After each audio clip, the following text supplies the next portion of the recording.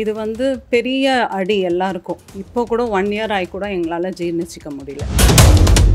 அண்ணன் இறந்ததுக்கு பண்டிகை கொண்டாடி நிற்கிறாங்க. அவங்களுக்கு வந்து காசு மாலை போடுறாங்க, கிரீடம் வைக்கிறாங்க. எதுக்காக? அண்ணனை சாவடிச்சதுக்கு கிரீடம் வச்சாங்களா? இன்றைக்கி நோட்டீஸ் போட்டு இருக்கிறாங்க. அண்ணன் ஒரு வருஷம் அது நோட்டீஸ் போட்டுக்கிறாங்க. ஃபேமிலி பேர் ஒரு பேர் கூட இல்லை சார். ஃபேமிலி இல்லாத நீங்கள் எப்படி கல்யாணம் பண்ணிட்டீங்க? ஆனால் அவரை வந்து சாதாரணமாக கொள்ளலைங்க. படுகொலையை விட எவ்வளோ எக்ஸ்ட்ரீம் போக முடியும்னு நினைக்கிறாங்களோ அதோட கேவலமாக பண்ணியிருக்காங்க. ஆனந்த் சார் வந்து ஃபேமிலி ஃப்ரெண்ட் ஆட்டம் எப்படி ஒரு 30 வருஷம் பழக்கம். யாருன்னே தெரியலங்கிறாங்க. கேட்டதுக்கு அவங்க பதிலே வந்து முரண்பாடாக சொன்னாங்க. அவர் இருந்தாருன்னா சுற்றி ஒரு 20 பேர் இருப்பாங்க. நாங்கள் வீட்டுக்கு போனால் கூட என்ட்ரு ஆகிறதுக்குள்ளே ஒரு 10 பேர், உள்ளே ஒரு 10 பேர் அப்படி தான் இருப்பாங்க. இது எப்படி நடந்ததுன்னு அது பெரிய ஒரு சூழ்ச்சி. நான் என்ன சொல்லேன்னா, அந்த என் பாயிண்ட் யாருக்கான்னு வச்சுங்களேன், அந்த மாஸ்டர் பிரெயின் யார்? இவங்கெல்லாம் கூலிப்பட தான். 27 பேர் கூலிப்பட தான் கிரியா. ஆமாம். தமிழக ஒருங்கிணைப்பாளர் பதவியிலேருந்து எதுக்கு சார் திருமதி ஆம்ஸ்ட்ராங்கை நீக்கணும்? தலைமைக்கு விரோதமாக கொள்கையை வந்து ஆனால் சார் யாரும் கேள்வி கேட்கணும்? ஃபேமிலி வந்து கேள்வி கேட்கணும். அவர் ஃபேமிலியிலே இருக்குன்னு இருக்கிறாரு சார். அவர் நடத்தாத வேற யார் 3வது பர்சன்? Pre plan sir. நான் பார்க்குற ஹாஸ்பிட்டலில் அவ்வளோ 1000க்கு மேலே போலீஸ் வந்து நிற்கிறாங்க சார். அவ்வளோ ஃபோர்ஸ் நீங்கள் எப்படி கூப்பிட்டு வந்தீங்க? இறந்துட்டாரு, சாவடிச்சிட்டாங்க, முடிஞ்சிச்சு. அவருக்காக ஒரு பணிவிட கூட கேட்கல, ஒரு வார்த்தை கூட இவங்க பேசல. இல்லை, ஒரு வேளை ஹவுஸ் அரெஸ்ட் மாதிரி ஆக்கிட்டாங்களா? ஆமாம், ஹவுஸ் அரெஸ்ட்டில் தான் இருக்கிறாங்க. இன்ன வரைக்கும் ஹவுஸ் அரெஸ்ட்டில் தான் இருக்கிறாங்க. அண்ணன் பதவிக்கெலாம் ஆசைப்பட்டதே இல்லை. ஓகேங்களா? பதவிக்காக இன்னொரு கட்சி ஆரம்பித்து போகிறதெல்லாம் அவருக்கு பண்ணுற துரோகம். புதிய சிந்தனை நேயர்களுக்கு வணக்கம்.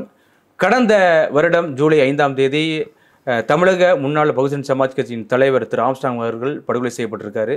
அதனைத் தொடர்ந்து பல்வேறு குற்றவாளிகள் தொடர்ச்சியாக கைதாகி வந்துருக்காங்க. வழக்கு விசாரணைக்கு போயிட்டு இருக்கு. இந்த சமயத்தில் வந்து பார்த்தீங்கன்னா அவருடைய நேரடி உறவினர்கள் இன்னைக்கு நம்ம அலுவலகத்துக்கு வந்திருக்காங்க. என்ன சொல்ல வராங்க அப்படின்னு அவங்கள்ட்ட கேட்டு தெரிஞ்சுக்கலாம். வணக்கம் சார். வணக்கம் சார். வணக்கம் மேடம். வணக்கம் சார். முதல்ல உங்களை இன்னைக்கு அறிமுகப்படுத்திக்கங்க. நீங்கள் திரு ஆம்ஸ்ட்ராங் அவர்களுக்கு என்ன உறவு முறை சார்? லாஸ்ட்டு தம்பி சார் நான். அதாவது திரு ஆம்ஸ்ட்ராங் அவர்களுக்கு அப்புறம். ஆமாம். சரிங்க சார். நீங்கள் மேடம்? நான் அவருடைய பெரிய அண்ணனோட மக. நான் தான் ஃபஸ்ட்டு பொண்ணுங்க, பேத்தி வீட்டில். சித்தப்பா முறவனா? சித்தப்பா எனக்கு சித்தப்பா. எனக்கு அப்பா மாதிரி அவருங்க. எங்கள் அப்பா இறந்த அப்புறம் அவர் தான் எனக்கு அப்பா மாதிரி இருந்தாருங்க கடைசி வரைக்கும். கடைசி வரைக்கும். நீங்கள் சார்? அவரோட மருமகன் நான். எனக்கு வந்து அவர் சின்ன மாமனாராக வேணும். கடந்த வருடம் ஜூலை 5ஆம் தேதி திரு ஆம்ஸ்ட்ராங் அவர்கள் படுகொலை செய்யப்பட்டிருக்காரு. கரெக்ட். எதிர்பார்த்தீங்களா இப்படி ஒரு முக்கிய தலைவர் இப்படி கொலை செய்யப்படுவார்னு எதிர்பார்த்தீங்களா? இல்லை. அவர் வந்து நான் எப்படி நினச்சேன்னா, அவர் வந்து ஒரு அசைக்க முடியாத சக்தியாக இருந்தார். சக்தியாக தான் இருந்த சக்தியாக இருந்ததை விட இது மக்கள் தலைவராக இருந்தார். புரியுதுங்களா? ஸோ அது மாதிரி தான் நான் பார்த்தேன். அவர் எல்லாருக்கிட்டையும் வந்து ஈஸியாக என்ன சொல்லுது அப்ரோச் பண்ணுறதுல ஒரு கேரக்டருங்க. என்னை பொறுத்த வரைக்கும் என்னென்னா, ஒரு கடைக்கோடி மனுஷன் இருக்கான்னு வச்சுங்க. அவன் வந்து அப்ரோச் பண்ணுற அளவுக்கு ஒரு மாபெரும் லீடராக இருந்தவருங்க அவர். எனக்கு தெரிஞ்சு அது மாதிரி லீடர் நான் யாரும் பார்க்கலிங்க. ஆனால் அவரை வந்து சாதாரணமாக கொள்ளலைங்க. இவ்வளோ கொடூரமாக, அதாவது படுகொலைன்னு சொல்கிறேன்னு வைங்களா, அது படுகொலையை விட மோசமான படுகொலை. எவ்வளோ எக்ஸ்ட்ரீம் போக முடியும்னு நினைக்கிறாங்களோ அதோட கேவலமாக பண்ணியிருக்காங்க. நான் ஃபோக்கஸ் பண்ணுறது என்னென்னா, ஒரு மனித இனத்துக்கு ஒரு மனிதனே வந்து இப்படி கொலை பண்ணுறது வந்து இட்ஸ் நாட் அக்செப்டபிள். ஒரு ஆடு கோழி வெட்டுறது கூட நம்ம வந்து பரிதாபம் பார்க்குறோம். முஸ்லீம்லாம் நீங்கள் பார்த்துக்கலாம், ஹலால் ஃபுட்ஸ்ன்னு கேள்விப்பட்டிருப்பீங்க. அது கூட ஒரு நார்ம்ஸ் இருக்குது ஒரு கொலை பண்ணுறதுக்கு. ஆனால் இந்த அளவுக்கு படுகொலை பண்ணுறதுக்கு அவர் என்ன தப்பு செஞ்சாருங்க? இல்லை, என்ன காரணமாக இருக்குன்னு நினைக்கிறீங்க? இப்போ உலக கொலைகள் கிட்டத்தட்ட 27 குற்றவாளிகள் வந்து இதில் வந்து அதெல்லாம் வந்து ஃபேக்குங்க. It's a framed. நீ அந்த ரிப்போர்ட் படிச்சிங்கன்னா தெரியும். இதில் வந்து பார்த்தீங்கன்னா A+ ரவுடிகள் தான் ஒட்டு மொத்தமாக கிட்டத்தட்ட 27 A+ ரவுடிகள் தான் இதில் வந்து முக்கியமாக இருந்திருக்காங்க. சரிங்க. அதுலேயும் குறிப்பாக நான் ஆம்ஸ்ட்ராங் கூட இருந்தவங்களே குறிப்பாக மெயின் குற்றவாளியாக இன்னைக்கு மாதிரி இருக்காங்க. எதிர்பார்த்தாரா அண்ணன் வந்து என் பக்கத்தில் இருந்து? அவர் போல்டாக தான் இருந்தாருங்க. எங்கேயுமே அவர் வந்து மனசு துவந்தோ எதுவுமே நான் பார்த்ததில்லை. நான் அவரை பார்த்த வரைக்கும் எல்லா எதிர்ப்புக்கும் அவர் சவாலாக இருந்தார். புரியுதுங்களா? யாரையுமே அவர் வந்து என்ன சொல்கிறது எதிர்த்தாலும் அவருக்கு நேருக்கு நேராக ஃபேஸ் பண்ணாருங்க. நானாக அதை எதிர்பார்த்தேன். இந்த கொலைக்கு முன்னாடி அவர் நேருக்கு நேர் மோதி இருந்தாருன்னு வச்சுங்களேன். முதுகில் குத்திட்டாங்களோ? ஆமாங்க, முதுகில் குத்துறது வந்து அதோட என்னென்னா, ஒரு லீடரை கொல்றது வந்து என்ன சொல்கிறதுங்க, அது வந்து அதோட கேவலம் வேறு இல்லை. நான் என்ன சொல்லுன்னா, அந்த என் பாயிண்ட் யார் இருக்கான்னு வச்சுங்களேன், அந்த மாஸ்டர் பிரெயின் யார்? இவங்கெல்லாம் கூலிப்பட தான். நான் அந்த ரிப்போர்ட் 27 பேர் கூலிப்பட தாங்கிறீங்க. ஆமாம், அந்த ரிப்போர்ட் படிச்சுங்க. நான் ஒன்று கவர்மெண்ட்டை படிக்க சொல்லுங்க, ரிப்போர்ட் அவங்கள படிக்க சொல்லுங்கள், அதுக்கு ஆன்சர் பண்ண சொல்லுங்கள். நான் வந்து ஓப்பன் கோர்ட்டில் இருக்கிறேங்க. நான் இல்லை, அந்த குற்றவாளிகள்லாம் பார்த்தீங்கன்னா எல்லா கட்சியும் சேர்ந்தவங்களா இருக்காங்களா சார்? எப்படி சார்? எல்லா கட்சியும் அதெல்லாம் நான் சொல்ல இல்லைங்க. எல்லா கட்சியும் நான் சொல்ல வரல. நான் என்ன சொல்ல வரேன்னா, யார் அந்த மாஸ்டர் பிரெயின் அவங்கெல்லாம் இன்னும் வெளிச்சத்துக்கே வரல இல்லைங்களா? இந்த குற்றச்செயலுக்குள்ளே கொண்டு வரலங்கிறீங்களா? ஆமாம், அவங்களாம் இன்னும் அரெஸ்ட் ஆகல. நிறைய பேர் வந்து இவங்களே எஸ்கேப் பண்ணுறாங்க. என்னென்னா the day one the first officer இருந்தார் இல்லைங்களா, அந்த கொலை நடக்குதுக்கு முன்னாடி. அவரை நீங்கள் கேள்விப்பட்டிருக்கலாம். அவர் வந்து அன்னைக்கே வேறு ட்ரைனிங் டிபார்ட்மெண்ட் மாற்றிட்டாங்க. எதுக்கு மாற்றுறீங்க, ஏன் மாற்றுறீங்க? அவனை ட்ரைனிங் இன்ஸ்டியூட்டில் போட்டாங்க இல்லைங்களா, அதான் நியூஸ். அடுத்தது அருண் சொல்லி யாரோ ஆஃபீஸர், அவர் ஏன் கொண்டு வரீங்க? அவரை வந்து போட்டு நீங்கள் ஜாதிக்குள்ள ஜாதி அடிச்சிங்கன்னு சொல்கிறதுக்கா? எப்படிங்க அது? ஆனால் அவர் வந்த பிறகு தானே சார் ஏகப்பட்ட அக்யூஸ்டுகளை திரும்ப அடுத்தடுத்து அரெஸ்ட்டு, என்கவுண்டர் இதெல்லாம் நடந்திருக்குல்ல sir? Sir, it's pre plan sir. நான் பார்க்குற ஹாஸ்பிட்டலில் அவ்வளோ 1000க்கு மேலே போலீஸ் வந்து நிற்கிறாங்க சார். எப்படி நீங்கள் டிப்ளாய் பண்ணீங்க அவ்வளோ பேர்? It's pre plan sir. இப்போ தெரியாமல் நீ உன்னோட ஃபோர்ஸில் எங்கே இருக்காங்க இல்லையா, டிஃப்ரெண்ட் லொக்கேஷனில் டிப்ளாய் இருப்பாங்க. அவ்வளோ ஃபோர்ஸ் நீங்கள் எப்படி கூப்பிட்டு வந்தீங்க, எப்படி அரேஞ்ச் பண்ணீங்க? அப்போ முன்னாடியே தெரிஞ்சிருக்கு அப்படி சார்? ஆமாம் சார். இந்த மாதிரி பகுஜனுக்கு சமாஜ் கட்சி தலைவர் கொல்லப்படுவார் அப்படின்னு தெரிஞ்சிருக்கு. ஆமாம், அவங்க பிளான் பண்ணி தான் சார் பண்ணுறாங்க. கண்டிப்பாக சார், நம்ம தொடர்ச்சியாக பேசுவோம். மேடம், உங்கள் சித்தப்பா மறைவு நீங்கள் எப்படி பார்க்குறீங்க? மிக பெரும் தலைவராக இருந்தார். அவர் இறந்த பிறகு தான் இவ்வளோ பேர் பண்ணியிருக்காரு அப்படிங்கிற ஒரு பேரே வெளில வருது. எப்படி மேடம் பார்க்குறீங்க? கட்சிக்கு வர்றதுக்கு முன்னாடிலேருந்து பண்ணிட்டு இருந்தாருங்க அவர். ஓகேங்களா, இப்போன்னு இல்லைங்க, சின்ன வயசுலேருந்து அவருக்கு அந்த ஒரு இது இருக்குங்க கேரக்டர். உதவி செய்யும் குணம் அப்படியே இருந்துச்சு. செய்யும், சைக்கிள் கொடுப்பாருங்க, ஸ்கூல் புத்தகங்கள் கொடுப்பாருங்க, கைட் புத்தகம் அதெல்லாம் டிஸ்ட்ரிபியூட் பண்ணுவாருங்க. ஆனால் யார்கிட்டயும் சொல்ல மாட்டாருங்க. அதனால தான் இப்போ வெளியே வருது. அவரது வந்து எதுவுமே தெரியாது அவர் செய்கிறதெல்லாம். ஆனால் நிறைய செய்வாருங்க எல்லாருக்கும். நல்ல மனசு, எல்லாரையும் ஃபேமிலியெல்லாம் நல்ல ஒரு எல்லோரும் ஒன்றா இருக்கணும்னு நினைப்பாருங்க. ஓகே, ஃப்ரெண்ட்ஸ் சர்க்கிளே ஃபேமிலி மாதிரி பார்ப்பாருங்க. நிறைய ஃப்ரெண்ட்ஸ் சர்க்கிள் இருக்காங்க அவருக்கு, ஃபேமிலிஸ் மெம்பர்ஸும் இருக்காங்க. எல்லாரையும் ஒன்றா தான் ட்ரீட் பண்ணுவாருங்க. அவருக்கு ஜாதி அதெல்லாம் ஒன்றும் கிடையாதுங்க. நிறைய பேர் அதர் காஸ்ட்லேருந்து கூட அவருக்கு ரொம்ப ஃப்ரெண்ட்ஸ் இருக்காங்க. எல்லாரும் ஒரே மாதிரி தான் இருப்பாருங்க. இது வந்து பெரிய அடி எல்லாருக்கும். இப்போ கூட 1 இயர் ஆகி கூட எங்களால் ஜீர்ணிச்சிக்க முடியல இது. ஓகேங்களா, எங்கள் சித்தப்பா இழப்பு ஃபேமிலியில் பெரிய இழப்பு. அது மறக்க முடியாத இழப்பு எங்களுக்கு. எங்களுக்கு மட்டும் இல்லை, சுற்றி இருக்க எல்லா ஜனம் யார் பார்த்தாலும் இப்போ எங்களை கேட்பாங்க இல்லைங்களா. அப்பாவை பற்றி தான் பேசுவாருங்க. நான் அண்ணன் தான் சொல்லுவேன் அவரை. எனக்கு அவருக்கும் 4 இயர்ஸ் தான் டிஃப்ரென்ஸுங்க. நான் அண்ணன் தான் சொல்லி கூப்பிடுவாங்க இப்போ வரைக்கும். அவர் கடைசி வரையும் உங்களை பார்த்துட்டு இருந்திருக்காரு. ஆமாம், ரொம்ப பாசமாக இருப்பாருங்க, எல்லார் மேலேயும் ரொம்ப பாசமாக இருப்பார். அவர் இந்த வீடு கட்டிட்டு நல்லா இருக்கணும்னு நினச்சாருங்க எல்லாம். இவர் இங்கேருந்து போனது தான் அது பெரிய ஆபத்தாக முடிஞ்சிருச்சுங்க. அது வரைக்கும் எங்கள் ஸ்ட்ரீட்லலாம் இந்த மாதிரி அவர் இருந்தாருன்னா சுற்றி ஒரு 20 பேர் இருப்பாங்க. நாங்கள் வீட்டுக்கு போனால் கூட என்ட்ரு ஆகிறதுக்குள்ளே ஒரு 10 பேர், உள்ளே ஒரு 10 பேர் அப்படி தான் இருப்பாங்க. அவர் வந்து இங்கேருந்து எப்போ மாறி போனாருங்களோ ஐநாவரம், அப்போ தான் அவருக்கு வந்து ரொம்ப பாதுகாப்பு இல்லாமல் போயிடுச்சுங்க. ஏன்னா யாரும் சுற்றி இல்லை அவருக்கு. ஓகேங்களா, ஆனாலும் இங்கே தைரியமாக வருவாருங்க. அவர் வீட்டுக்குள்ளே இங்கே வீடு கட்டுற இடத்துல வந்து இருப்பாருங்க. அவர் எவ்வளோ டைம் வந்து எல்லோரும் தனியாக இருக்காங்கன்னு சொல்லியிருக்காங்க.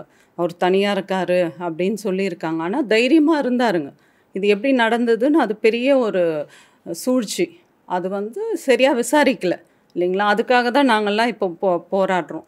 எங்களுக்கு என்னென்னா, இப்போது நடந்திருக்க அந்த விசாரணைலாம் உண்மையா இல்லை அவ்வளோதானா, அது கிடையாது இல்லைங்களா. இன்னும் இருக்குது, அது கண்டுபிடிக்கணும். அது சரியான விசாரணை கிடையாது. எங்களால் முயற்சி பண்ணுறது நாங்கள் எங்கள் சித்திக்கிட்ட தான் போய் கேட்க முடியுங்க இல்லையா. அவங்கக்கிட்ட தான் போய் சிபிஐக்கு போகிறதுக்கோ எதுக்கோ கேட்க முடியும். அது நடக்கலை. ஏன் நடக்கலைன்னா அவங்களுக்கு போக விருப்பம் இல்லையோ இல்லை என்ன சூழ்நிலைன்னு தெரியல. நாங்கள் பர்சனலாக போய் கூட கேட்டுட்டோம். ஆனால் சிபிஐலாம் வேண்டான்னு சொல்லிட்டாங்க. இல்லை, அவங்க கேட்டால் திரு வழக்கறிஞர் ஆனந்தன் அவர்கள் தான் சிபிஐ கொண்டு போகக்கூடாதுன்னு இருக்காரு அப்படின்னு குற்றச்சாட்டு சொன்னார். நாங்கள் வந்து அவங்க முடியாதுன்னு சொன்ன அப்புறம் சாரை போய் பார்த்த பிறகு தான் இல்லை சிபிஐ போனாதான் இது முடியும். அவர் நிறைய பேசியிருக்காருங்களே, நிறைய இடத்துல பேசியிருக்காரு. சிபிஐ தான் போகணும் நம்பன்னு. அதை சொல்கிறதுக்கு முடியாதுங்க இல்லையா. உண்மை இருக்குது, நிறைய வீடியோஸ், நிறைய சித்தப்பாவோட அந்த நினைவு நாட்கள்லாம் பேசியிருக்காருங்க இல்லைங்களா. அப்போல்லாம் அவர் வந்து சிபிஐக்கு போகணுன்னு தான் எல்லாரும் முயற்சி செஞ்சுட்டு. அப்படியே குற்றம் சுமத்தணும், அப்படி தேவையில்லாத குற்றத்தை வந்து திருமதி ஆம்ஸ்ட்ராங் ஏன் இது மாதிரி நடப்பு தலைவர்கிட்ட ஏன் அப்படி சொல்லணும்? அப்படி எங்களுக்கு அதெல்லாம் வருத்தமாக தான் இருக்குங்க. ஏன்னா நாங்களே போய் கேட்டுருக்கோம். சிபிஐக்கு போகலான்னு சொல்லிட்டு. வேண்டாம், இது இவ்வளோதான், இவங்க தான் குற்றவாளிங்க, இவங்க தான் சொல்லிட்டாங்க இல்லைங்களா. இது வந்து கொண்டு முரண்பட்டு போக விருப்பம் இல்லையா அப்படி? விருப்பம் இல்ல இல்லை. அந்த வழக்கை அப்படியே முடிக்கலாம்னு பாக்குறாங்களா எப்படி? ஆமாங்க, அதுதான் சூழ்நிலை, அப்படி இருக்கலாம். ஆனால் எங்களுக்கெல்லாம் அதில் விருப்பம் இல்லை. சிபிஐ போயே ஆகணும். ஓகேங்களா, சிபிஐ போயே ஆகணும். அதுக்கு எங்கள் சித்தப்பாக்கு நீதி கிடைக்கணும். வேற யார் போராட முடியும்? ஃபேமிலி தான் போராட முடியுங்க இல்லையா. ஒன்று இப்ப மனைவி. நீங்க போக்குவரத்தோட இருக்கீங்களா அப்படி? இப்ப திருமதி ஆம்ஸ்ட்ராங் வீட்டுக்கு போறது பேசுறதெல்லாம் இருக்கீங்களா அப்படி? நாங்கள் போயிட்டு இருந்தோம், பாப்பாவை பார்த்துட்டு இருந்தோம். ஏன்னா பாப்பா மேலே உயிர் அவருக்கு. எங்ககிட்டலாம் நல்லா பழகுவா, அவளை பார்த்துட்டு இருந்தோம். பட் கொஞ்சம் அவாய்ட் பண்ணுற மாதிரி தெரியுதுங்க. இல்ல யார் அவாய்ட் பண்ணுது உங்களை? அவாய்ட் பண்ணுறதுனா போகும்போது இல்லைன்னு தெரிஞ்ச பிறகு எப்படி போக முடியுங்க? அப்போ கூட ஒரு இல்ல அவங்களே சொல்லி அனுப்புறாங்களா இங்க இல்ல சொல்லிடுவோம். அப்படிங்கிறாங்களா? ஒரு 2 hours வெயிட் பண்ணிலாம் பார்த்துருக்கோம். அதுக்கப்புறம் இந்த மாதிரி சில விஷயங்கள்லாம் போகும்போது மனசு கொஞ்சம் கஷ்டமாக இருக்குது இல்லைங்களா, போய் பார்க்குறதுக்கு. அதெல்லாம் நாங்கள் எங்கள் சித்தப்பா சமாதி போய் பார்த்துட்டு வந்துடுவோம் அவரை. கடைசியா எப்போ போய் மீட் பண்ணீங்க அவங்கள, திருமதி ஆம்ஸ்ட்ராங்க? அது கொஞ்சம் மாதம் ஆகுதுங்க. பாப்பாவை போய் பார்த்துட்டு வந்தோங்க. எப்போ உங்களை ஒதுக்குறான்னு தெரிஞ்சுச்சு? ஒதுக்குறாங்கன்னு எப்படி சொல்கிறதுனா, ஃபேமிலி மெம்பர்ஸில் இப்போது ஒரு நிகழ்ச்சி நடத்துனாங்க, புக்ஸு கொடுத்தாங்க. புக்ஸு வெளியிட்ட விழா சித்தப்பாது. அதில் யாரையும் கூப்பிடல, உறவினர்கள் யாரையும் கூப்பிடல? உறவினர் யாரையும் கூப்பிடல. நான் அதை மீறியும் போய் வீட்டில் போய் பார்த்துட்டு, பாப்பாவை பார்த்துட்டு, சித்தப்பா படத்து எல்லாம் மாலை போட்டுட்டு வந்தோம். அப்போ யாரையும் கூப்பிடலன்னு சொன்னாங்க. பாப்பாவுக்கு காது குத்திருக்காங்க. அது எங்களுக்கு யாருக்கும் சொல்லலை. எங்கள் அம்மா வந்து கேட்கும் போது யாருக்கும் நான் சொல்லலை அப்படின்னு சொல்லிட்டாங்க. ஆனால் எங்களுக்கு வந்த விஷயம் என்னென்னா, அந்த சில கூட இருக்க ஆட்கள்லாம் இருந்திருக்காங்க ஃபேமிலியோட. அவங்க சைடும் அவங்கள ஃபேமிலி மெம்பர்ஸா இல்லை அதர் ஃபேமிலி மெம்பர்ஸில் ஜஸ்ட் அவங்களாம் வந்துட்டு சில வேண்டாதவங்கன்னு வச்சுக்கோங்களேன், வேண்டாதவங்களாம் இருந்திருக்காங்க அங்கே கூட. ஆனால் யாரையும் கூப்பிடல ஃபேமிலி மெம்பர்ஸ் யாருக்கும். எங்களுக்கு ஜஸ்ட்டு நாங்கள் போகும்போது பாப்பா காதை பார்த்துட்டு கேட்டோங்க, இல்லை அவ்வளோதான். ஃபேமிலி மெம்பர்ஸே கிட்ட சேர்க்கல, கூப்பிடல. அப்புறம் வேண்டாத நபர்கள் ஏன் கூட கூட வச்சுக்கணும்? அதுதான் தெரியலைங்க சார். இப்போ ஆம்ஸ்ட்ராங் படுகொலைக்கு பிறகு பார்த்தீங்கன்னா பல்வேறு மாற்றங்கள். அதுலேயும் பார்த்தீங்கன்னா தமிழக ஒருங்கிணைப்பாளராக திருமதி ஆம்ஸ்ட்ராங் வந்து நீக்கப்பட்டாங்க. அதுக்கப்புறம் அவங்கள வந்து பதவியிலேருந்து நீக்கிட்டாங்க. இப்போ வந்து வழக்கறிஞர் ஆனந்த் அவர்கள் தொடர்ந்து தலைவராக தொடர்ந்து வந்துட்டு இருக்காரு. ஆனால் அவர் நீக்கினது பிறகு பார்த்தீங்கன்னா திரு வழக்கறிஞர் ஆனந்தன் மேலே ஏகப்பட்ட அலிகேஷன் வைக்கிறாங்க. இது மாதிரி துரோகம் விட்டார், கட்சிக்கு துரோகம் விட்டாங்க, எங்களுக்கு துரோகம் விட்டாங்க அப்படின்னா. திரு ஆம்ஸ்ட்ராங் அவர்களுக்கும் திரு ஆனந்த் அவர்களுக்கு என்ன தொடர்பு, என்ன உறவு சார்? ஆரம்ப கட்டமாக நீங்கள் கூடவே இருக்கிறீங்க தெரியும். ஆரம்பத்துலேருந்து பார்த்தீங்கன்னா அண்ணனோட கேஸை வந்து ஆனந்த் சார் தான் எடுத்து நடத்துகிறார். ஆரம்பத்துலேருந்து ஆனந்த் சார் வந்து ஃபேமிலி ஃப்ரெண்ட் ஆட்டம் அவர் ஆரம்பத்துலேருந்து இருக்கிறார். வீட்டில் வருது போகுதுலேருந்து எல்லாமே. இது வந்து எப்படி ஒரு 30 வருஷம் பழக்கம். யாருன்னே தெரியலங்கிறாங்க. அது வந்து அவங்க எப்படி சொல்கிறாங்கன்னு தெரியல. எல்லாமே சொல்லுறதெல்லாம் பார்த்தீங்கன்னா புதுசாக இருக்குது அவங்க சொல்கிற வார்த்தை. நான் வீட்டுக்கு போனேன், வீட்டுக்கு போய் கேட்டேன், கேஸ் என்ன நடக்குதுன்னு கேட்டேன். கேட்டதுக்கு அவங்க பதிலே வந்து முரண்பாடாக சொன்னாங்க. என்ன சொன்னாங்கன்னா, கேஸ் வந்து அட்வொகேட் நடத்துகிறாரு, பாப்பா மோகன் நடத்துகிறாரு அப்படின்னு. ஆனந்தன் அவர்கள் தானே எடுத்திருந்தார், தொடர்ச்சி நடத்திருந்தார். ஆமாம், ஆரம்பத்துலேருந்து அவர் தான் இருந்தார், அவர் தான் கூட இருந்து எல்லாமே செய்தார் கொண்டார். அவர் ஏன் தனியாக பிரித்தாங்க தெரியல. கேட்டதுக்கு அவர் வந்து இந்த கேஸ் எல்லாம் நடத்த தெரியாது அவருக்கு அப்படியே சொன்னாங்க. கேஸ் எல்லாம் நடத்த தெரியாது. இல்லை நீங்களே சொல்கிறீங்க ஆம்ஸ்ட்ராங் கூட பல வருஷமாக அவர் பயணிச்சார், அவர் கேஸ் ஃபுல்லாக சார் தான் நடத்திருந்தான்னு சொல்லுவாங்க. ஆமாம் ஆமாம். இப்போ தெரியாதுன்னு சொல்கிறதுக்கு என்ன காரணம்? அதுதான் தெரியல என்னன்ட்டு. அவன் சொல்கிற காரணமே என்ன புரியல. ஏன்னா நான் போய் கேட்டதுக்கு பதிலே வந்து முரண்பாடாக இருந்தது. அவருக்கு நடத்த தெரியாதுன்னா அவர் கேஸை வந்து வின் பண்ணி கொடுத்தாரு. அவர் இந்த கேஸை நடத்த தெரியாதா?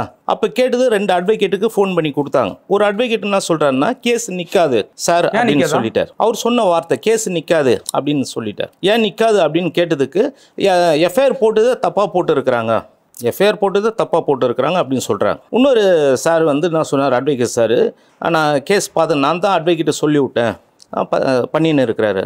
வேணும்னா ஆனந்த் சார் வந்து கூட இருந்து ஜாயின் பண்ணி நடத்த சொல்லுங்கள்.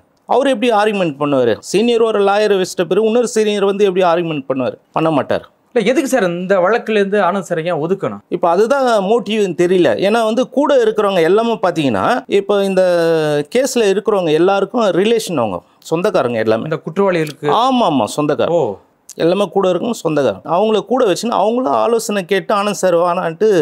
இல்லை எதுக்கு அவங்கள கூட வைக்கணும்? இதுதான் மோட்டிவ் என்னன்னு தெரியல.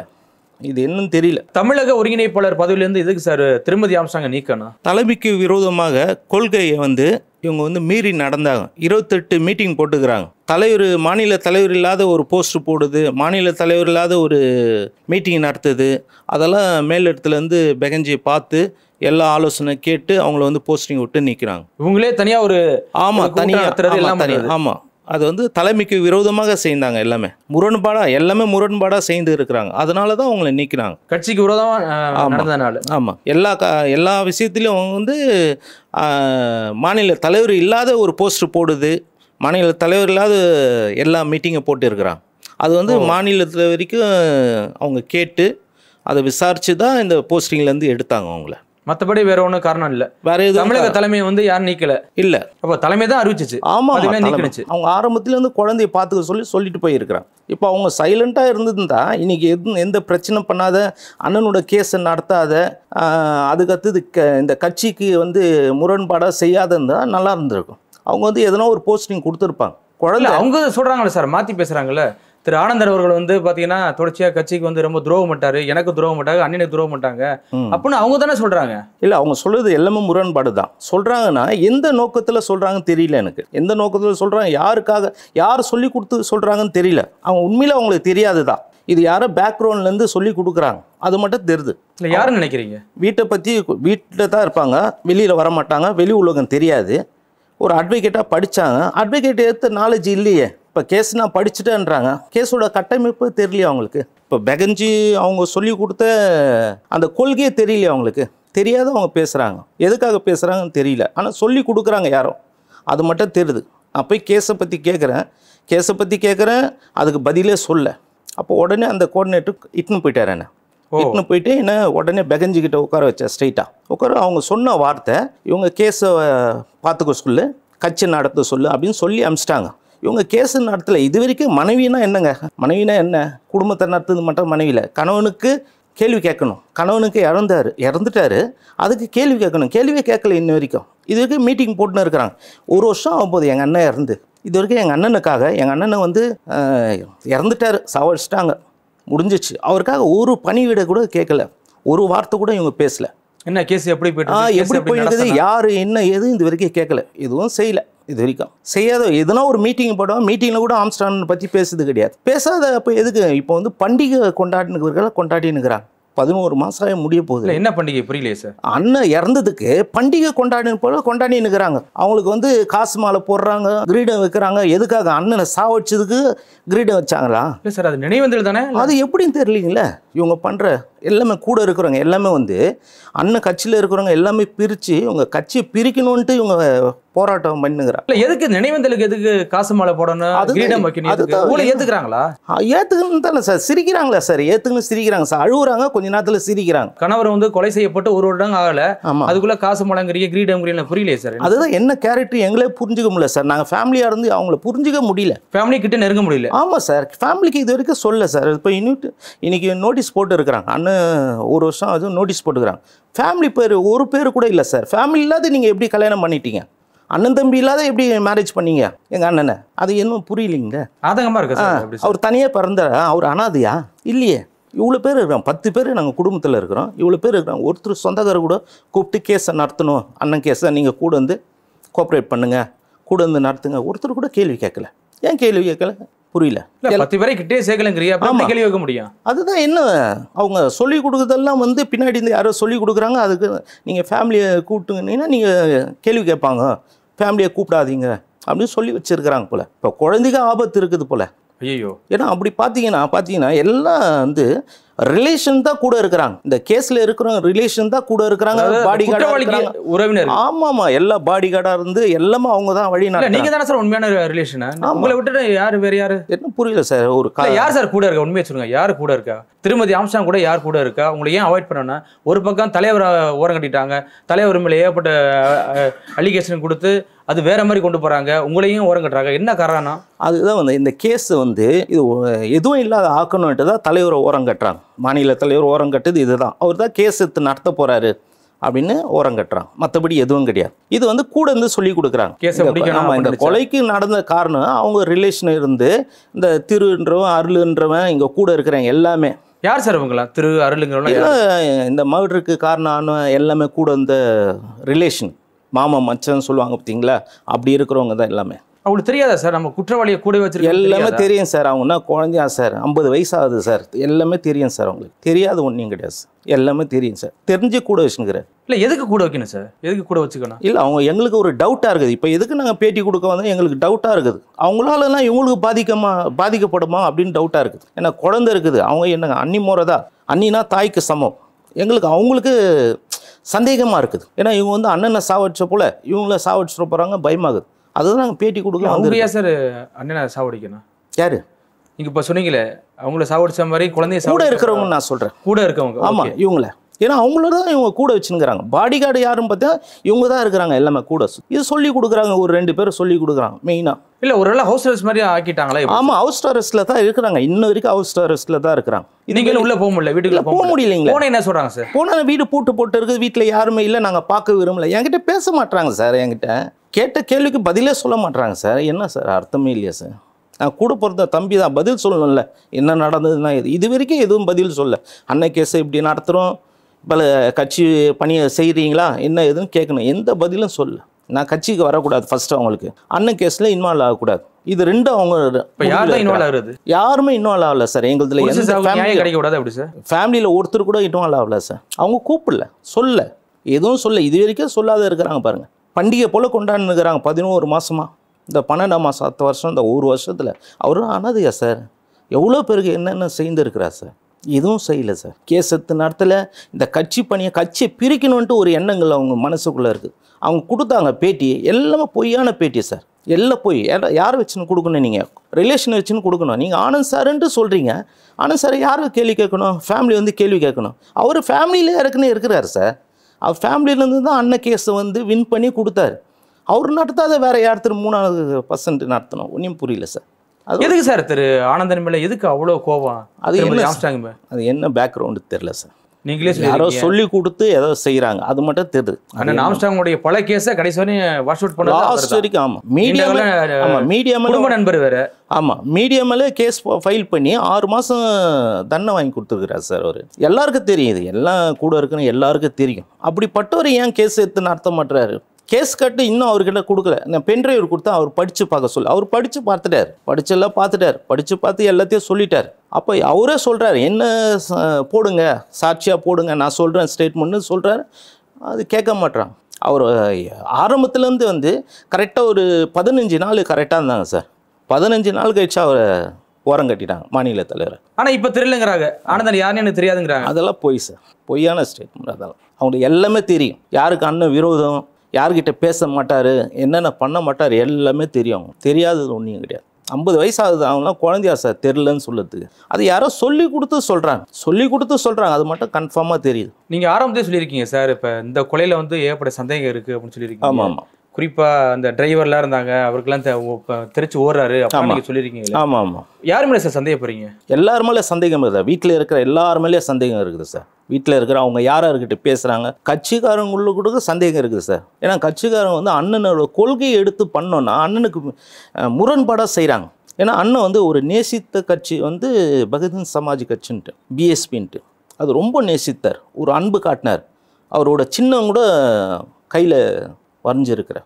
அப்படிப்பட்ட கட்சியை வந்து கூட இருக்கிறவங்களே வச்சுன்னு இவங்க வந்து அதை கட்சியை பிரிக்கணும்னு நினைக்கிறேன். 100%. எப்படி மனசு வந்துச்சு திருமதி ஆம்ஸ்ட்ராங் அவர்களுக்கு? தன் கணவர் 17 ஆண்டுகளாக வளர்த்த கட்சியை விட்டுட்டு தனி கட்சி ஆரம்பிக்கணும்னு எப்படி மனசு வந்துச்சுன்னு கேட்குறேன். மனசு அவங்களுக்கு இல்லை சார், மனசு வரல. கூட சொல்லி கொடுத்தா அந்த மனசில் பேசுகிறாங்க.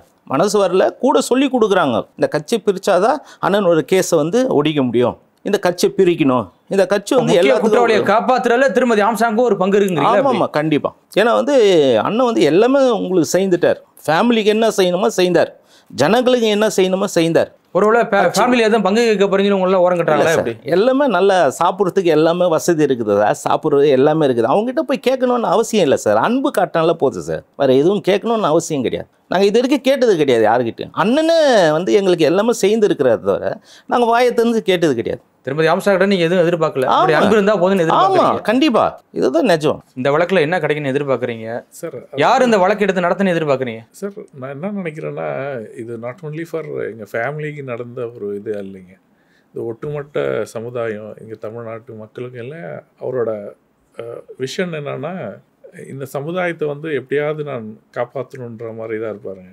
நான் வந்து கடைசி வரைக்கும் சேவை செஞ்சிடறேன் என் சமுதாயத்துக்கு, என்னால் முடி செய்கிறேன் அப்படி தான் சொல்லுவாருங்க. அப்படிப்பட்ட ஒரு கேரக்டருங்க அவர் பதவிக்கோ எதுக்குமே எதிர்பார்த்தது கிடையாது. என் வீட்டுக்கெலாம் வரும்போதெல்லாம் பார்த்தீங்கன்னா அவர் வந்துட்டாருன்னு சொன்னாவே போதுங்க, அப்படியே அவ்வளோ பேர் ஓடி வருவாங்க. அது மாதிரியான ஒரு லீடருங்க. நம்ம வந்து ஒரு லீடரை இழந்துட்டோம் நாங்கள்.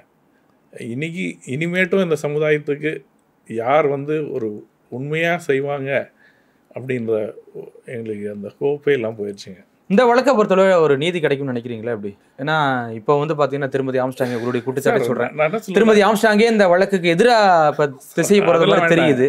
அதெல்லாம் குடும்பத்துக்கு அதெல்லாம் வேண்டாங்க. இட்ஸ் பியூர்லி பிளாட்டட் சதி வலையில் வந்து அவரை சிக்க வச்சுட்டாங்க. தெரியாமல் விழுந்துட்டாங்களா எப்படி? இல்லை, சிக்க வச்சு ஐசோலேட் பண்ணி அவரை ஈஸியாக ஐசோலேட் பண்ணிவிட்டு அவரை கார்னர் பண்ணிட்டாங்க. அதாவது அந்த இன்சிடென்ட் நடக்குதுங்க, அடுத்த நிமிஷம் உங்களுக்கு ஃப்ளாஷில் எல்லாம் வருதுங்க. எப்படி வரும்? அதுக்குள்ளே எல்லாமே நியூஸ் வருதுங்க. அது எப்படி சார் வரும்? ஒரு இன்வெஸ்டிகேஷனே ஒரு இல்லாமல் அவ்வளோ சீக்கிரம் வந்து நீங்கள் ஃப்ளாஷ் பண்ணுறதுக்கு உண்டான இது என்ன? அப்போது நீங்கள் இன்டெலிஜென்ஸ்னால் அப்போ இவரோட கொலைக்கு நீங்கள் உஷாராக இருந்திருக்கணும்ல. ஒரு ஆஃபீஸர் வந்தார், அவர்கிட்ட கேட்டேங்க நான், இது இன்டெலிஜென்ஸ் ஃபெயிலியர், இது யார் பொறுப்புனுங்கன்னா நாங்கள் தான் சொன்னார். அப்போ என்ன பண்ணியிருக்கணும்? நீ ரிசைன் பண்ணிட்டு போயிருக்கணும் இல்லைங்களா? மேடம், ஏற்கனவே பார்த்தீங்கன்னா அண்ணன் ஆம்ஸ்ட்ராங்கோடைய அதான் உங்கள் அப்பாவுடைய மறைவு வந்து ரொம்ப பெருசாக பேசப்பட்டது. அதற்கப்புறம் அவர் ஆம்ஸ்ட்ராங்கோடைய மறைவும் பெருசாக இன்றைக்கி பேசப்பட்டிருக்கோம். எப்படி ரெண்டு பேருக்குள்ள ஒரு தொடர்பு எப்படி மேடம் இருந்துச்சு? ஆம்ஸ்ட்ராங் அண்ணன் கூட பிறந்தவங்க 10 பேர். பெரிய அண்ணா தான் எங்கள் அப்பாங்க, ஓகேங்களா. பெரிய அண்ணா வந்து எங்கள் அப்பா பேங்க் மேனேஜராக இருந்தாருங்க நார்த்தில். அப்போ வந்து தீவிரவாதிகளால் சுட்டுக்கொலை பண்ணப்பட்டார். அதுக்கப்புறம் அவர் வந்து 2001 இறந்துட்டாருங்க. ஆனால் எங்கள் அப்பாவுக்கும் ஆம்ஸ்ட்ராங் அண்ணனுக்கும் இருந்த ரிலேஷன்ஷிப் வந்து பையன் அப்பா மாதிரி அவ்வளோ பாசமாக. ஏன்னா 20 years டிஃப்ரென்ஸ் அவங்களுக்கு. ஸோ ரொம்ப அண்ணன் தம்பிலாம் கிடையாது, அண்ணன் தம்பி ஃபஸ்ட்டு பையன் மாதிரி அவர், அடுத்து நான் அந்த மாதிரி பார்ப்பாருங்க. ஸோ நானும் அண்ணான் தான் கூப்பிடுவேங்க அவரை. ஏன்னா நாங்களாம் ஒன்றா வளர்ந்தோம், அதனால் நானும் அண்ணன் தான் கூப்பிடுவேன். அப்போ சித்தப்பா வந்துட்டு எனக்கு சித்தப்பா வேணும், ஆனால் நான் அண்ணன் தான் கூப்பிடுவேன் அவரை. ஸோ அப்பா இறந்த பிறகு இவர் தான் எங்களை ஃபுல்லாக கார்டியன். எங்களுக்கு சித்தப்பா தான் எங்களை பார்த்துக்கிட்டாருங்க. எனக்கு மேரேஜ் பண்ணி வச்சது அவர் தாங்க. எனக்கு மேரேஜ் பண்ணுறதுக்கு 1 வருஷம் முன்னாடி அவர் வந்து கவுன்சிலராக ஜெயிச்சாருங்க. அப்போது வந்துட்டு அவர் யானை சின்னத்தில் ஜெயிச்சு பெஹன்ஜி மேடம் அவரை கூப்பிட்டாங்க. பட் வந்து அவர் 1 year வந்துட்டு நான் என் அண்ணன் பொண்ணு கல்யாணம் பண்ணி முடித்த பிறகு தான் பதவி ஏற்றுக்குவேன்னு சொல்லிட்டு தலைமை பதவி ஏற்றுக்குவேன்னு சொல்லிட்டு வெயிட் பண்ணிவிட்டு எனக்கு மேரேஜ் ஃபிக்ஸ் ஆகி நான் மேரேஜ் முடிஞ்ச அப்புறம் நாங்கள் வந்து ஒரு இடத்துல 1 week கழித்து நாங்கள் ஒரு இடம் போயிருந்தோங்க. அங்கேருந்து அண்ணனோட அந்த பதவியேற்பு விழா பார்த்தோங்க. ஸோ அவ்வளோ பாசமாக இருப்பாருங்க. நான் என் அண்ணன் பொண்ணு கல்யாணம் முடிஞ்ச பிறகு தான் நான் பதவி ஏற்றுக்குவேன். அது வரைக்கும் எனக்கு வந்து பதவி வேண்டாம், ஏன்னா அவளுக்கு நான் பார்த்து முடிக்கணும். அவ்வளோ பாசமாக எங்களை பார்த்துக்குவாருங்க அவர். அதுக்கப்புறம் பதவிக்காக ஆசைப்பட மாட்டாருங்க. ஏன்னா அவருக்கு இன்பிட்வீன் பதவி வந்து வேறு பதவி கோஆர்டினேட்டராக மூவ் பண்ணாங்க அவரை. அவர் தலைமையிலேருந்து எடுத்துட்டு 1 year வந்துட்டு அவருக்கு தலைமை பதவி இல்லை. அதெல்லாம் அவர் வந்துட்டு ஒன்றும் பொருட்படுத்தலை. அதை வந்து அவர் வந்து பொறுமையாக இருந்தாருங்க. அவரே அவ்வளோ பொறுமையாக இருந்தாருங்க. பெரிய தலைவர் அப்போவே அவருக்கு எவ்வளோ பேர் இருந்தாங்க. ரொம்ப பொறுமையாக இருந்துட்டு அதுக்கப்புறம் மீண்டும் அவர் அந்த பதவியை வந்தது அவருக்கு தலைமை பதவி. 1 வருஷம் காத்திருந்து 1 வருஷம் காத்திருந்து அவர் அதை ஏற்றுக்கிட்டாருங்க. அதனால தான் 17 வருஷம் இப்போ அந்த கட்சியில் அதை வளர்த்துருக்காருங்க. 17 வருஷம் கட்சினா அவருக்கு அவ்வளோ ஒரு உயிர். அது வந்துட்டு யாராக அந்த இந்நேரம் சேருறதா இருந்தால் அவர் வேறு கட்சியிலெல்லாம் சேர்ந்துருக்கலாம். அவர் ரொம்ப அவருக்கு வந்து எல்லாரையும் தெரியும், பாப்புலர் அவர் ரொம்ப. ஆனால் எந்த கட்சியும் சேராமல் பிஎஸ்பி கட்சி மேலே அவ்வளோ உயிராக இருந்து அதை வளர்த்துட்டு வந்தாருங்க. ஸோ அவர் வந்து கையில் கூட பச்சை குத்தி இருப்பாருங்க சித்தப்பா. ஸோ இறக்கும் போது அந்த பிஎஸ்பி பச்சையோடு தான் இறந்தாருங்க, ஓகேங்களா. அவருக்கு கட்சி தான், பிஎஸ்பி கட்சி தான். நான் மறைந்தாலும் என்னுடைய கட்சி மறையக்கூடாது அப்படின்னு மறையக்கூடாது. அதனால அந்த கட்சி நீங்களே சொல்றீங்களா மேடம், 17 ஆண்டுகளமா கட்சியை வளர்த்தாரு, நான் மறைந்தாலும் என்னுடைய கட்சி மறையக்கூடாதுன்னு சொல்லி அப்படி வளர்த்தாரு. ஆனால் இன்னைக்கு வந்து பார்த்தீங்கன்னா அவருடைய மறைவுக்கு பிறகு வருகிற ஜூலை 5ஆம் தேதி 1ஆம் ஆண்டு நினைவஞ்சல் அன்னைக்கு வந்து பார்த்தீங்கன்னா திருமதி ஆம்ஸ்ட்ராங் அவர்கள் தனியாக வந்து ஒரு பத்திரிகைலாம் அடித்து கிட்டத்தட்ட ஒரு எல்லா தலைவரும் கூப்பிட்டுருக்காங்க போல, பெரிய உலாவை எடுத்து பண்ணணும் அப்படின்னு நினைக்கிறாங்களே, எதுக்கு மேடம் இது எனக்கு புரியல. இது விழாலாம் கொண்டாடுற விஷயமே இல்லைங்க சார். ஓகேங்களா, இது வந்து துக்க இது இல்லைங்களா. எங்களுக்கு வந்து அண்ணனுக்கு நீதி வேணும், அண்ணனுக்கு நீதி வேணும். பெரிய படுகொலை இது. ஓகேங்களா, நிறைய அரசியல் படுகொலைன்னு தான் சொல்கிறாங்க. அரசியல் படுகொலை தான் இது. அண்ணனுக்கு நீதி வேணும், அதுக்காக தான் போராடணும். ஆனால் தனியாக கட்சி ஆரம்பிச்சு போகிறாங்களே, அதுவும் அண்ணனுடைய நினைவு நாள் என்று அது பண்ணணும் தேவை. அது அண்ணனுக்கு பண்ணுற பெரிய துரோகம். ஓகேங்களா, அண்ணன் வந்து கட்சியை பிரிக்கணும், அதை வந்து தனியாக இது பண்ணணும்னு நினச்சதே இல்லை. நினச்சிருந்தாருனா எப்போ பண்ணியிருப்பார். 17 இயர்ஸ் அந்த கட்சியில் இருக்கணும்னு அவசியம் இல்லை இல்லையா. அவர் எப்போ பண்ணியிருப்பார். அண்ணனுக்கு கொள்கை தான் முக்கியம். இதெல்லாம் அவர் கொள்கைக்கு புறம்பானது. அண்ணன் கூட இருந்த அவருடைய மனைவிக்கு அந்த 1 இயர் வெயிட் பண்ணலாமே. கூட இருக்கிறவங்கள சொல்கிறாங்க, எவ்வளோ பேர் விலகி போயிருக்காங்க. அண்ணனுக்காக 1 இயர் கூட வெயிட் பண்ண மாட்டிங்களா? இல்லை மேடம், அதான் நான் சொல்கிறேன். இப்போ 17 ஆண்டுகளாக கட்சியை காப்பாற்றி வச்சிருந்தாரு, கட்டுக்கோப்பாக வச்சிருந்தாரு, எந்த கட்சிக்கு மாறாமல். எனக்கு தெரிஞ்ச ஒரே தலைவர் வருதான்னு நினைக்கிறேன், கட்சியை மாறாத ஒரே தலைவர் தான். அப்பேற்பட்ட தலைவருடைய மனைவி வந்து இன்னைக்கு வந்து அவருடைய நினைவேந்தல் அன்னைக்கு தனியாக கட்சி ஆரம்பிச்சு போகிறது நீங்கள் எப்படி பார்க்குறீங்க? அது ரொம்ப வேதனையாக இருக்குது சார். அண்ணன் பதவிக்கெலாம் ஆசைப்பட்டதே இல்லை. ஓகேங்களா, பதவிக்காக இன்னொரு கட்சி ஆரம்பித்து போகிறதெல்லாம் அவருக்கு பண்ணுற துரோகம். அண்ணன் இருந்திருந்தால் இது மாதிரிலாம் நடக்குங்களா? கொள்கைக்கு எதிராக போகிறாங்களா? அண்ணன் ஆரம்பித்த கொள்கைக்கு எதிராக போகிறாங்களா? கொள்கையே ஆமாக்கா, பிஎஸ்பி கட்சி வளர்க்குறது, டாக்டர் பாபா சாஹேப் அம்பேத்கரோட கொள்கையை வளர்க்குறது, அப்படி தான் யோசிச்சுட்டு இருப்பாருங்க. நிறைய பசங்க வருவாங்க, அவங்களுக்கு எல்லாம் சொல்லி கொடுப்பாரு, பேசுவார். இப்போ அவரோட பேட்டிலாம் நிறைய வருது இல்லைங்களா, அதெல்லாம் கொள்கை சம்பந்தமானது தான். இதெல்லாம் அவருக்கு எதிரானது. இது மாதிரிலாம் பதவிக்கு ஆசைப்பட்டதே கிடையாது அண்ணன் ஒரு போதும். மேடம், ஜூலை 5ஆம் தேதி என்னுடைய நினைவேந்தல் அன்னைக்கு பார்த்தீங்கன்னா எல்லா வெல்விஷர்ஸ், பொதுமக்கள் எல்லாரையும் கூப்பிட்டு ஒரு கட்சி ஆரம்பிக்கிறாங்க, ஒரு விழா எடுக்கிறாங்க. அது எப்படி மேடம், நான் எனக்கு செல்வாக்கு அதிகமாக இருக்குது, மக்கள் செல்வாக்கு அதிகமாக இருக்குது அப்படிங்கிற ஒரு பிம்பத்தை வந்து மக்களுக்கும் மீடியாவுக்கும் உருவாக்க நினைக்கிறாங்களா எப்படி மேடம்? அது மாதிரி நினைக்கவும் கூடாது, செய்யவும் கூடாது. இது வந்து அண்ணனுக்கு செய்கிற துரோகம். பொறுத்து பார்ப்போம் என்ன நடக்குதுன்னு. மிக்க நன்றி சார். நன்றி.